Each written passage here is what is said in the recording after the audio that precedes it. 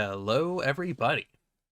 Welcome to episode 1 of a brand new game here on the channel called Sorcery. I don't know anything about this except that one of my... just do this. One of my friends told me to play this. Okay. Never mind, hold on. Let me turn this way down real quick. Okay. You have walked into the wilds of Kakabad through Kare and the spiteful Backlands, all the way to Mampang. You have survived traps, thieves, serpents, and vengeful gods, and now it is here, the Crown of Kings!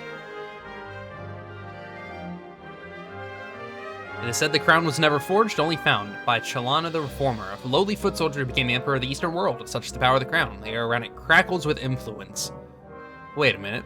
I don't know what's going on here. The crown sits unguarded on a pedestal of light. After so many hardships, can it really be so simple, or is this yet another deception? Sure enough, as soon as you think that, the image of the crown begins to flicker. You turned about to see something approaching. It is a trap. And startle yourself awake. You are alone, exhausted in the little hut in the outpost settlement. Your unimaginable journey is not even a single step begun. Okay, this is extremely loud. So as soon as I get an option to do options, I am going to. I'm spamming the escape key right now. It's just not doing anything.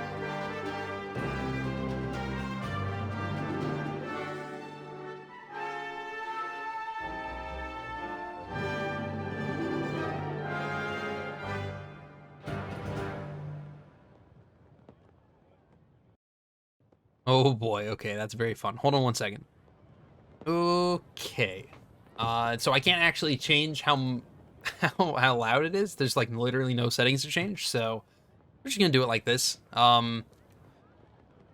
Yeah, very, very fun. I also apologize. I have it set so that it records my screen because for some reason it wouldn't capture the game. So this is just good start all around. Click care to continue. At a sunrise, you dress breakfast on bread and goat's milk and collect the pack and sword from beside your bed. Let's pray for luck. Before you leave, you close your eyes and raise a prayer to your spirit guide. This morning, it has the form of a panther, but what will it become once your journey truly begins? Great calm descends on you. Outside the hut, you hear the outpost settlement stirring to life. Let's test the blade. You pause to test the blade of the sword against your thumb. The blacksmith has done well. The edge is keen and draws a narrow line of blood. Time to go. Time then to depart. You lift back the flap of the hut and step into the early morning sunshine. Okay. Draw a path to the flag.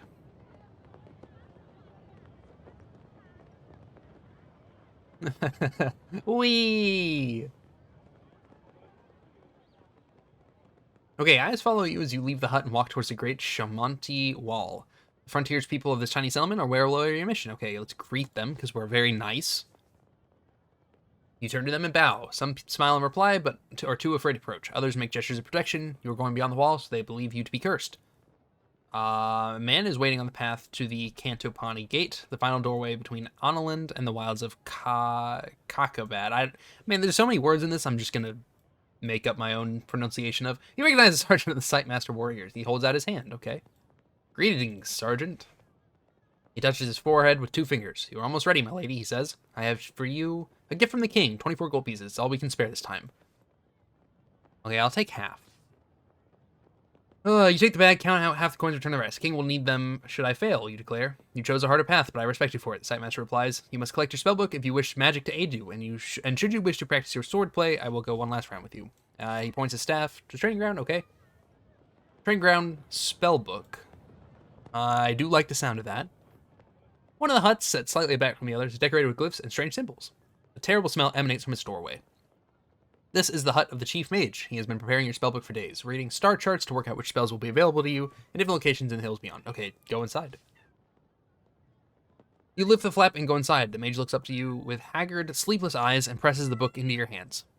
Do you understand how to use this? Tell me. Each spell is crafted with the alignment 3 stars. The spell Zap, for example, is made by aligning those 3 stars, but that is not important. What matters is what spell is called and what it does. Zap will give you control over lightning. Hot will create a fireball. Foff will create a force field around you. Shall I continue? Tell me more. The mage nods. The law spell is formed, and will allow you to control the will of unintelligent creatures. The wall spell is quite different. It uses stars. The order matters, you see. Wall creates an invisible barrier. You'll find the rest in the book. Thank you. I want to know more, though. The mage looks surprised. Well, the DOP spell is useful for locks. Walk will shield you in battle, and dumb will create and cause clumsiness. He scratches absently at his ear. Remember, some spells will cost you effort to use, but the ones that don't will not work without a focus, an item of some kind. You'll need to read the book to know what. Okay. Well, we have a book now, a spell book. Cool. Volume contains 48 spells. Okay.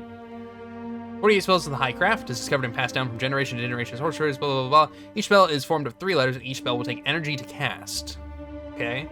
Furthermore, some spells will fail without the use of a particular item or focus.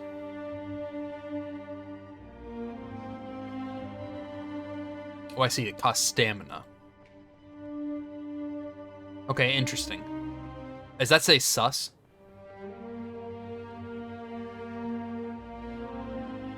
Okay, it sure does. Alright, let's buy some rations. Small traders in the settlement supply the Sightmaster warriors with weapons, armor, food, and clothing. You go over to the sergeant to sell stall selling flatbread and cheese. 2 gold per ration. Let's buy 2 rations. You hand over your coin and the man places 2 rations carefully into your pack. You must be sure to eat every day or you will suffer, the sergeant tells you, standing at your side. Eating more will give you extra strength, but it's not necessary. Okay.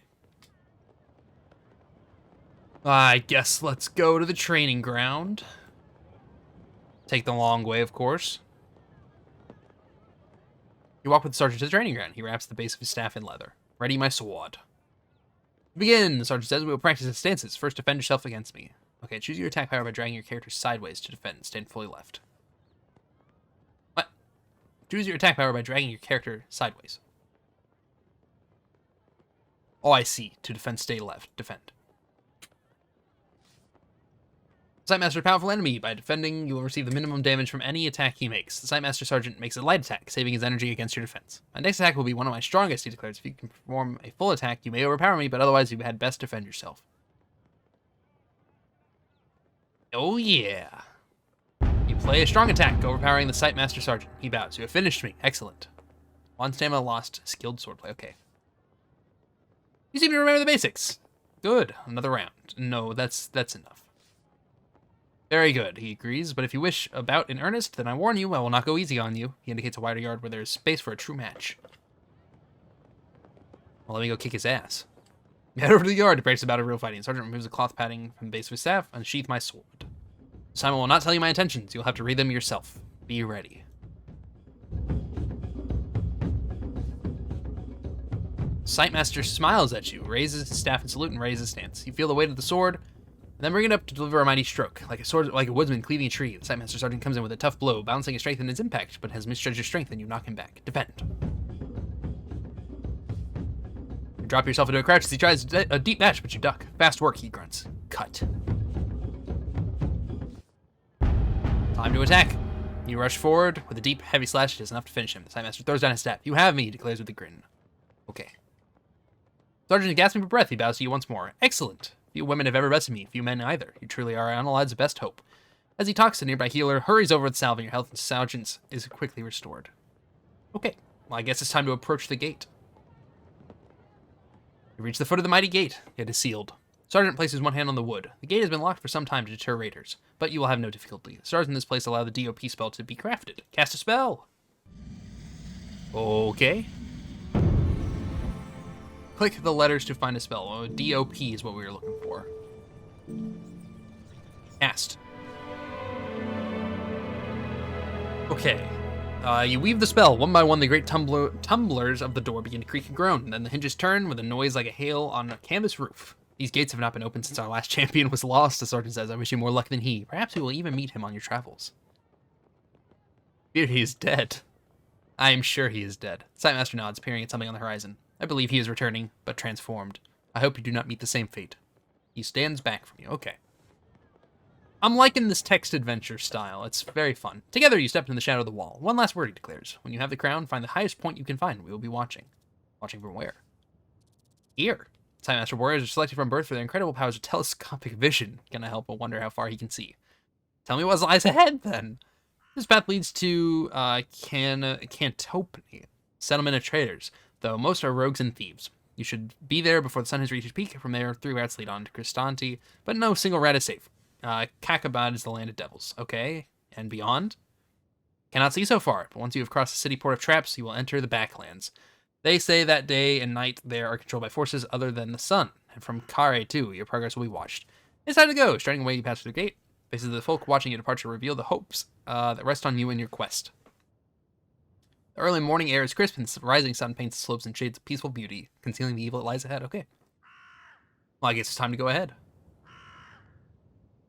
The path winds through the slopes of wild scrubland. The countryside is deserted, and the eerie silence is broken only by the cawing of the occasional crow. There is a spell for hearing what they say, but you don't have the equipment it requires. Birds appear to pause in the air to examine you as they pass. They make you uneasy, as if you were an intruder. Alright, well, keep walking. Barely an hour beyond the wall, and the air begins to grow foul. The Shamatani hills are infested with the pestilence of the backlands. It saps the energy from your body, leaving you feeling nauseous and weak. Cover my mouth. Cover your mouth with your neck scarf, but it does no good. They warned you of this. You will grow accustomed to it the longer you are out here, but for the moment, you must be very careful. Okay.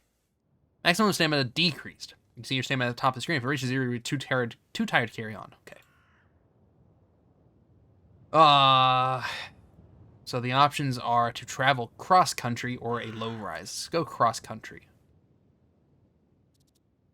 Path through Cantopani is long and winding, and you will lose a day. Instead, you turn off the path and strike north through the knee-high grass. The journey starts with a stiff climb that takes several hours, but from the top you have a good view of the plain of yellow grass. And just to the north of that, a little village of rude huts that do not look like human dwellings. To your left, the gigantic wall looms, throwing shadows that lap at your feet. Let's look back at the wall. Casting a glance up at its height, you see a familiar figure with his arm raised. He can see you, of course, and he is standing on the battlement so he can watch your progress. Time to strike on, then. The wind whispers through the long grass, beckoning you onwards. But there might be rats or worse in the field, so you might be safer cutting across the river and following the bank. Where to go, where to go, where to go? I think that we should go... I don't know. It's not really, like, a super important decision. Let's go along the grass. You wade forward to the shimmering grass, which gets longer and longer until first your boots, then your scabbard are lost from your view. So with the Cantopani disappearing from over the brow of the hill, you are making excellent time. Suddenly you freeze. Up ahead, the grass is parting in coils and bends. This parting is moving. There's something there, and it's coming towards you. Stand my ground. Whatever it is, it will find you ready. You wait as the switch-blading furrow moves closer. Cast a spell! Okay, I don't know what spell we're gonna cast. H-O-T. Fireball. Fuck it. Yeah, cast a fireball. Okay. You raise a fireball in your palm and fling it forward into the grass, where you see the moving shape. It clearly hits whatever is there, as a terrible, violent scream rises from the ground, and there's a smell of crackling dry flesh. You breathe a sigh of relief and dust yourself down. That wasn't so hard. Only then do you notice the side effect of your spell. The long parched grass where your fireball landed is caught alight, and the fire is spreading quickly. Okay, book it. You have no choice but to beat a hasty retreat. Fire at your bank doubles and trebles in size. Oh, apparently my phone thought I was talking to it. I'm definitely not. Becoming a sweeping wave of flame, spreading down the hillside towards the river in one direction and the wall in the other. Looking up at the battlements, you see the Sightmaster has gone. No doubt to rustle the carts and buckets. It'll be a stroke of luck if this fire doesn't destroy Cantopani as well. Well, time to go back. You run until your lungs are fit to burst, up the rise and back down the path. Luckily, the side closest to the village is scree and loose gravel, and the fire cannot follow. You breathe a great sigh of relief and collapse onto the track, soaked in sweat, with the smell of burnt hair in your nostrils. You have barely started your quest, and you have wasted at least an hour. You must keep moving. Let's look back at the village. From the distance, it's hard to make out much of the town, except that it is desperately poor. Fields on either side are brown with caked mud, and there are a few pent animals are thin and wizened with like thirsty vines. And one of the Sightmaster warriors don't trouble themselves to protect this place. There's nothing here to protect.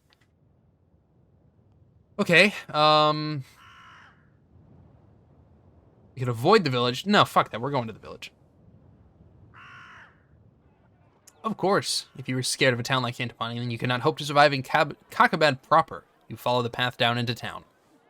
The round huts are made of a hard-baked bright clay, and the roofs are thinly thatched. As you pass, eyes appear at dark doorways, tracking your every move.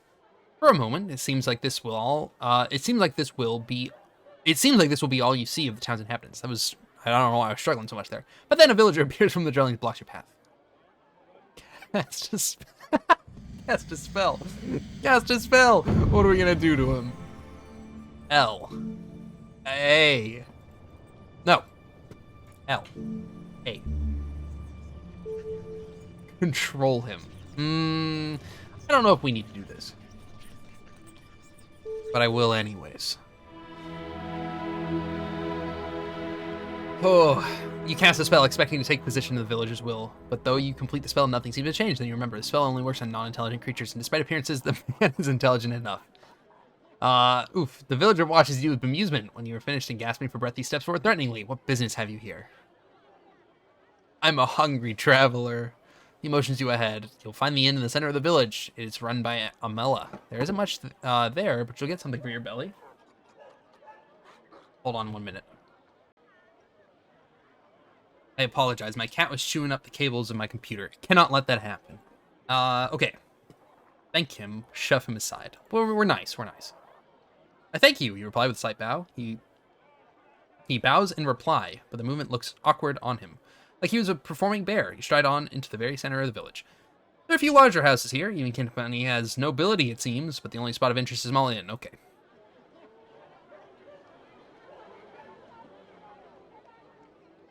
You head inside. The place is just a low table and a black iron pot above a stove. A woman watches you with wide, fearful eyes. Greetings, you are Amela. How much are your provisions? 1 gold piece for the stew, she replies in a thin, hungry voice. Perhaps you want some food to take with you. Okay, we'll get some stew. We're very low on stamina. I will take some stew. You pay Amela a gold piece, and she hands you a steaming bowl. The broth inside is a thick paste of lentils, spices, and hunks of meat, but it is not bad for all that. Once finished, you thank the woman and leave the inn. You head out of Cantopani along the path into the Shalmonte Hills. Passing the outlying huts, you feel strangely uneasy. Hissing from within and sly faces disappearing from doorways make you feel decidedly unwelcome. Then, at the edge of town, you pass a large boulder. At once, 2 rough-cut villagers spring out with swords drawn. Bandits. 2 against 1, the first declares. Lost, calls the others. Hand over your things, come on. Just reason with them. Hey, I don't want any trouble, you declare. First bandit edges forward, a sword tickling your chest. Running you through? No trouble at all. The pack. Defend myself! You draw yourself to full height. You have mistaken me for someone else. I would like to give you a moment to reconsider, because I will kill you if I have to. Bandits growl and advance on you, 1 on either hand. Cast a spell. I'm taking this fucking village out with me. Where's the H? Oh, we don't have it. Uh-oh. Uh-oh. We can't cast Fireball. This is bad. I was kind of hoping that we could. What about G? What does G do? Jig? Causes dancing, but it requires a flute that we don't have. Okay, I will instead do F. A. L. A. No. This is bad. We'll fight him with our sword. First bandit closes on you, cackling and grinning. Time to put this creature in its place. Fuck him up. You should have made things easier for yourself, the bandit goads, and launches forward with his sword. You go straight for his throat, knocking him back hard. A smile on his face splits into a cry. The bandit stops, coughs blood onto the earth, and narrows his eyes in readiness. Defend.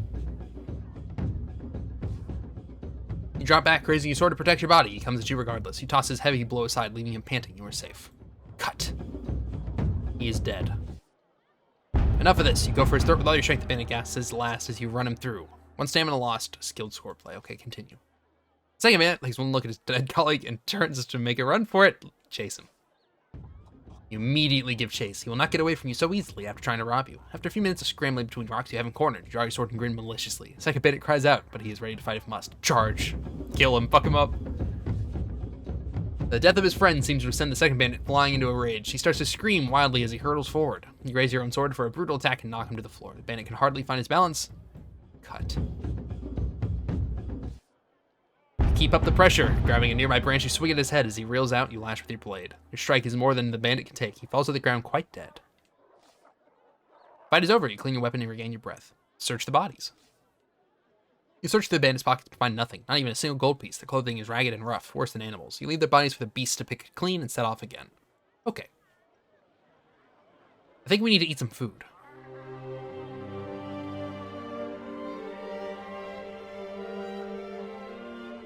And we have 7 gold pieces. That's not very much at all.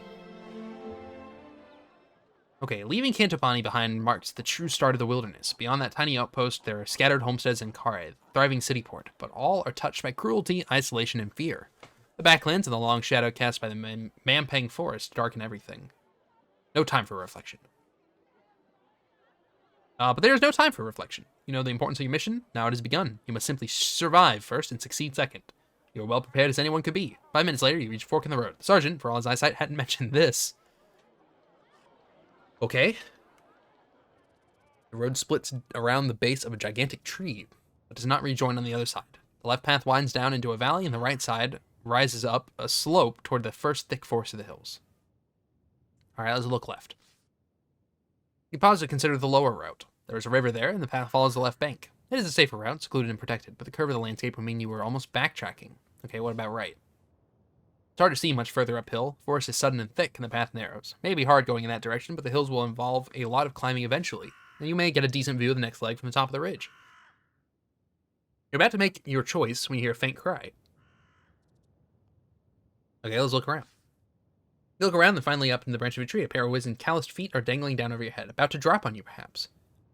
Who's there? The voice cries again, a little more boldly this time. Up here! Help! Help! I can't get down! It's the voice of a feeble, wiry old man. Stepping back a little, you can see him clearly, as thin as sticks and dressed in rags. What are you hiding from? How the old man got up the tree is a puzzle. He looks too frail to lift his own weight. What are you hiding from, you cry?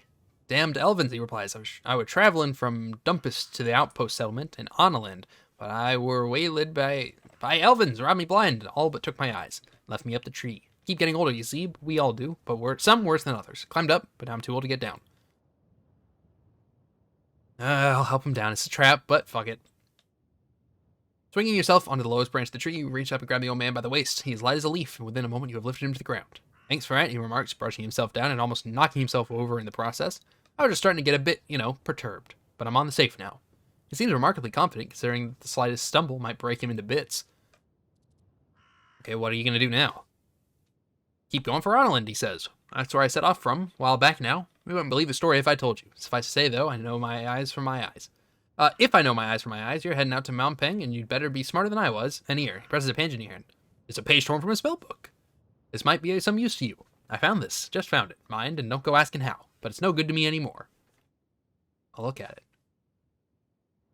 Oh, you look at the page over suspiciously. It seems to be half of a spell. C.A. There might have been some used for pest... that might have been used for pest repulsion, but it is unworkable in its current state. I'll keep it. You take the page and thank him. The man falls quiet and squats down on the ground. With his jabbering done, you hear a buzzing found from high up in the tree, a beehive. Leaving the old man sighing with gratitude on the ground, you climb up the branches of the tall tree. The beehive hangs like a ripe fruit from the very highest branch. A huge number of bees dance in and out in a swarm. Alright, we might want to use some magic here. You get your balance enough to free your hands for a spell. Cast a spell. Okay, we want to use the mind control one.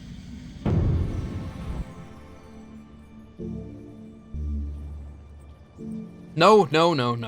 It's not what I want to do. I thought that was an L. Control non-intelligent creatures. Do it. Okay. You cast the spell, concentrating on the swarm that surrounds the beehive. You feel your mind taking control of theirs, several hundred small consciousnesses falling under your will. You lead them like a general directing an army away from the hive, allowing you to clamber up and relieve them with succulent honeycomb and a nice ball of beeswax. That's a nice trick, the old man remarks. You stash your finds in your pack. The light is fading, and it's time to move on. Oh, the old man cries suddenly. Do you want to hear a riddle? I heard it from the elvins. Okay. You gesture with a hand for him to speak. See him, though he sees you not, a stinging beast in a box not left to guard a key. It is his lot. Something.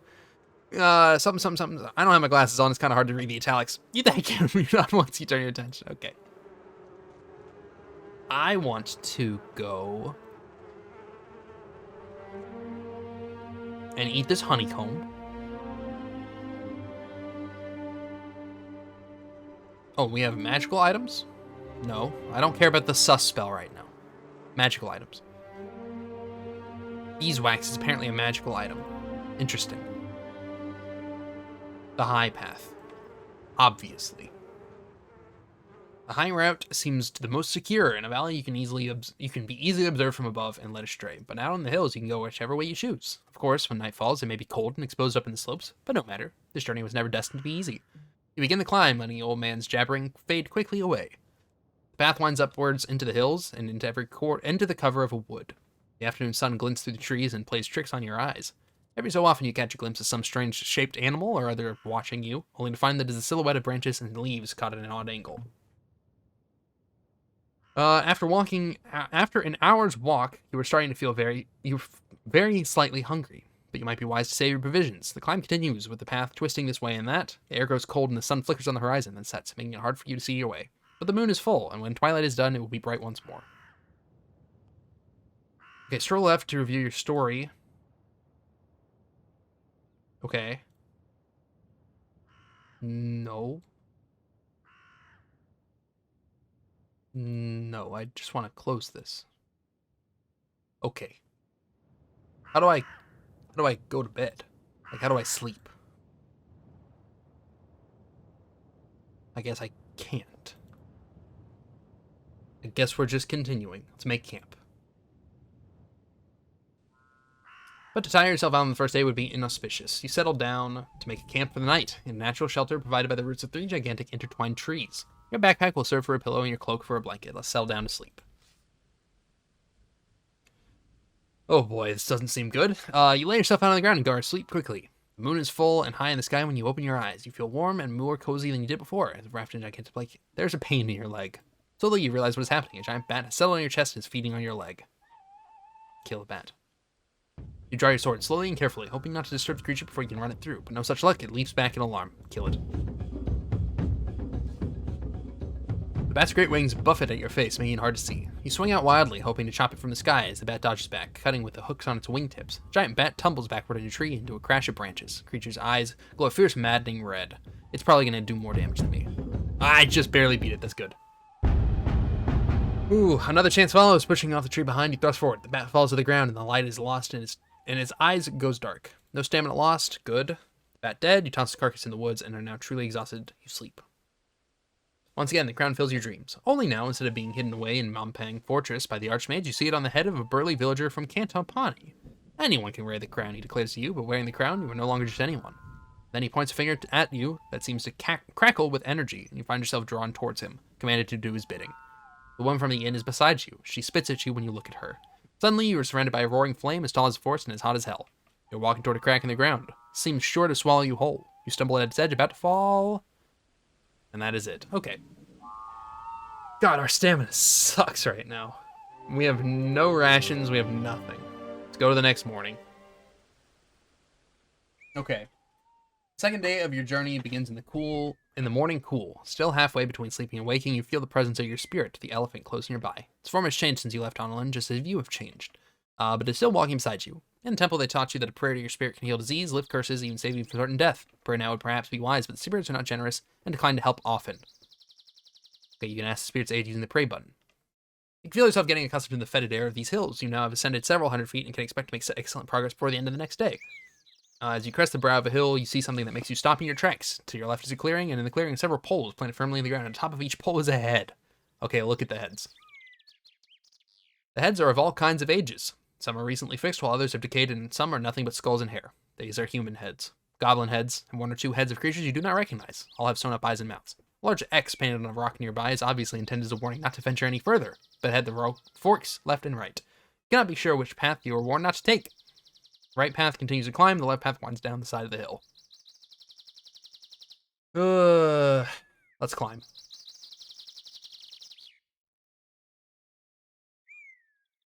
Let me get some water and get my glasses. Hold on 1 second. Ooh, I apologize. I have not intended to have to pause so many times, but you know what? Sometimes it's just like that. Okay. Climb continues up the hill for the next several hours until you're not far from the top. Then the faint sound of bustling activity reaches you. Trampling feet, grunting voices, and the clanking of metal against rocks. There's something ahead, hidden by the ancient trees that line the slopes. Oh, I gotta follow the sound. You leave the path and continue cautiously through the woods. Short distance onwards, you hide behind a tree and survey the clearing. A number of goblins are in the clearing, working at the mouth of an open cave. Charge in and out of the opening, carrying large bowls in their arms, piled with glistening rocks and dull metal nuggets. Make a break for the entrance. You creep closer, moving around the side of the hill near the entrance. Then, when all is quiet, you seize your chance and race across the clearing to the mouth of the cave. Boop. You pause a moment at the cave, but no one has seen you. Following the passage cautiously, you move between the cool rocks of the mine, passing and ignoring ladders that lead down into the clamoring heart of the mine, where 100 goblins sing as they work. Eventually, you reach a junction. Always go left. You take the left passage. The passage continues to reach a large stone-cut door blocking your way forwards. Try the handle. You try the door, it opens. The room beyond is dirty with soot from the mine, so it could almost be pit filled with night itself. The crystals in the rock for stars. At the far wall, you can just make out another door leading deeper into the mine. But in the middle of the room is a table at which a large, filthy goblin is sitting. He raises his head as you enter and smells the air. You smell is strange, intruder, he challenges. You are not permitted here. I'm a friend. Are you now? I'm not. The goblin raises his feet, and in his hand he holds a large stone club. What spells do we have?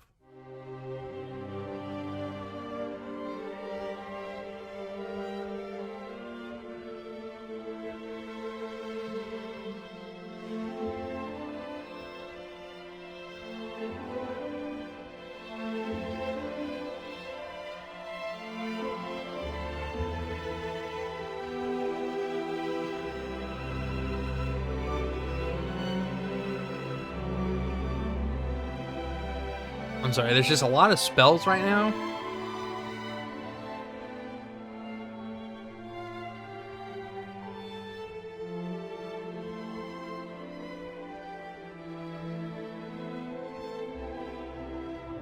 Okay, I can't do those, but I can do this one.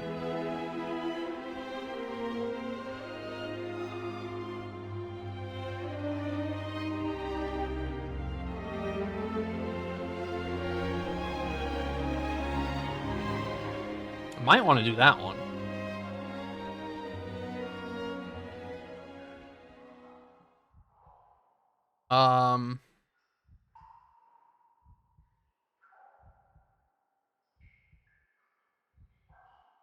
Okay, that might be a good one. There's so many fucking spells.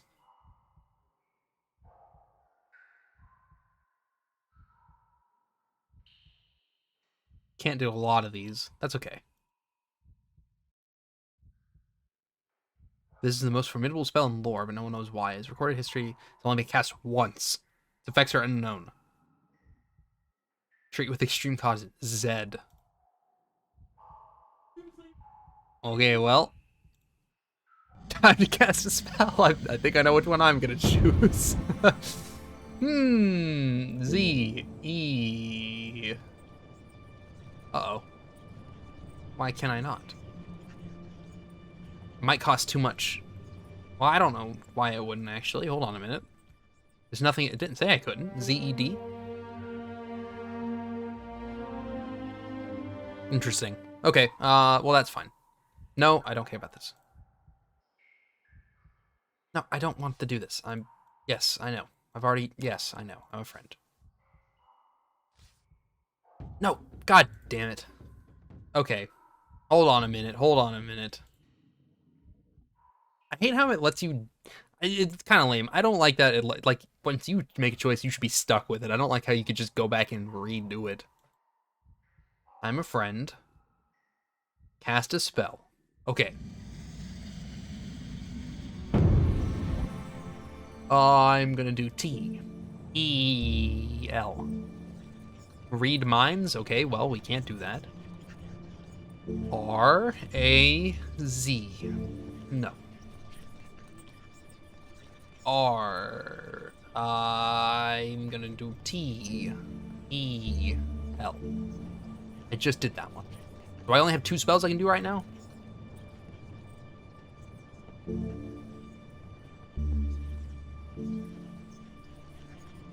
I could electrocute him. Wasn't there one that, like, let me create fake magic, like, fake illusory stuff? Why can't I do that one?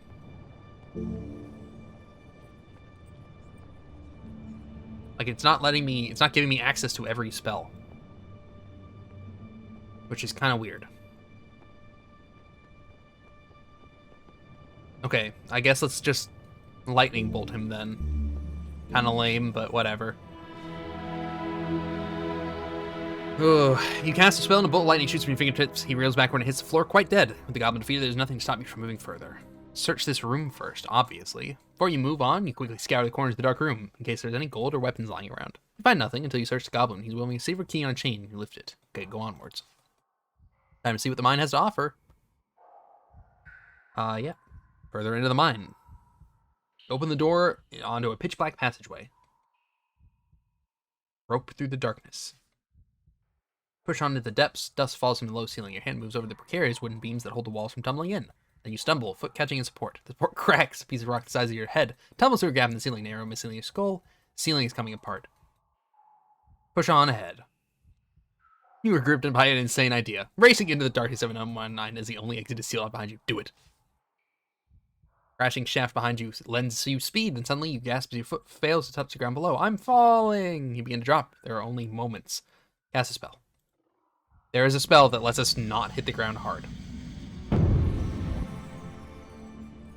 F-A-L, I think. Yep. Ugh, okay.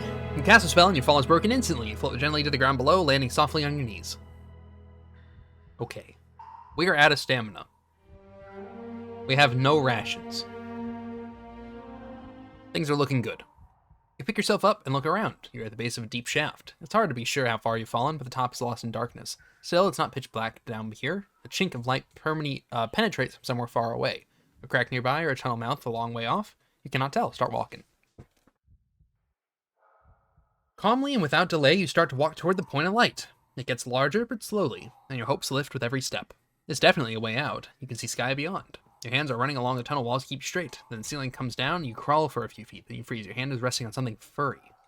Grasp it.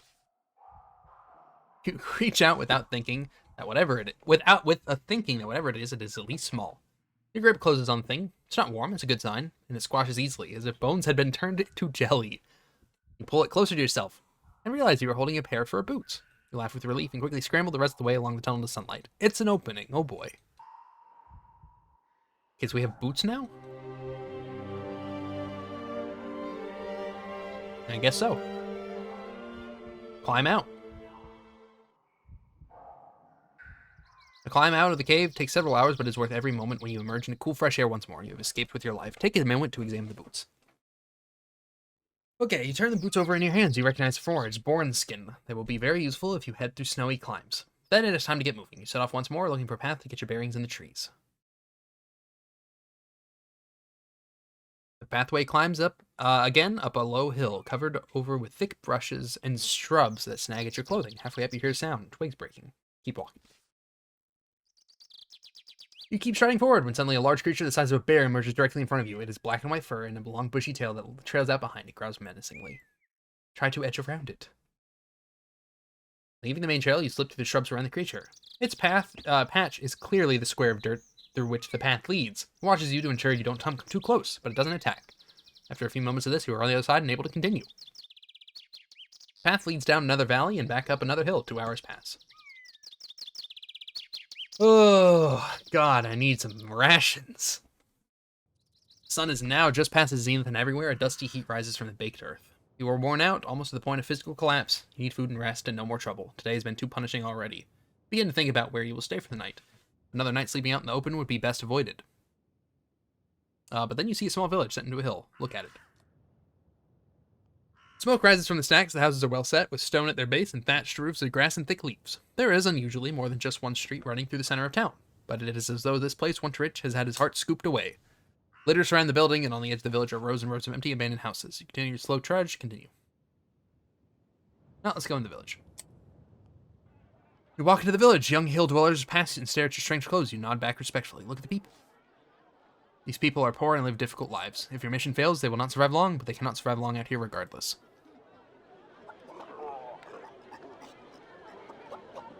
Let's go to the inn. You stop a passerby and ask for an inn. They lead you there directly. The woman who runs the place stands in the doorway with her arms folded. Are you from the king? She demands. I'm on a mission for the king. Taxes, she replies. No. Oh, and there's her eyes. This is a guest house, the best in Cristanti. The only guest stay, and any guest of mine knows it costs me 3 gold pieces to host a traveler overnight and 2 to feed them. But it's all between friends. I need to eat first, please. Food is just being served. The woman steps aside, and you go inside and sit down. A few minutes later, her husband appears with a steaming pot of skunk bear stew. It's as thick as much and has a rich, disgusting flavor. You wolf it down all the same and leave your coins on the table. Do you want a room? Thank you. The woman shows you the way upstairs to a room. There are 3 other guests already staying and asleep, so you settle quickly. The bed is not clean, but it is comfortable, and after a long day and all its narrow escapes, you are grateful beyond measure for the rest. Sleep. Your dreams are vivid once again. You are walking endlessly, the hills moving up and down under your feet like a rippling sea. Every step exhausts you, but no step moves you forward. Meanwhile, the food in your bag is rotting, wet through from the sweat of your back. And in the distance, a deep voice is booming with laughter. Long, cruel fingers of one hand are curled around the metal frame of a crown. And with the other, he beckons you forward as if into a trap. Okay, I guess that's our time in the town. You wake early and sit for a moment, in no great hurry to leave the village. This is now the 3rd day of your journey, and the muscles in your legs are feeling lean and strong from so much walking. You spend a short while enjoying the peace, then hurriedly collect your possessions and set off along the path. Cristanti is surrounded by several miles of fields. It sits in a well-protected ring of hills and is close enough to the river to be reasonably prosperous. As you follow the path between lines of sun-baked crops, you come to a fork in the road. The right-hand way leads past a set of outbuildings, while the left heads directly off into deep woodland. Honestly, I think this might be a good place to stop. Not gonna lie. Yeah, this may be a good place to stop. We're kind of like we just woke up. We've got stamina. This is good. This is good. Let's call it an episode here. Thank you all for watching. I hope you enjoyed this episode. If you did, leave a thumbs up. If you didn't, leave a thumbs down. If you'd like to see more, consider subscribing. I upload daily at 2 o'clock and 3 o'clock. As always, I hope you'll have a fantastic rest of your day, and I will see you all in the next episode. So long, everybody.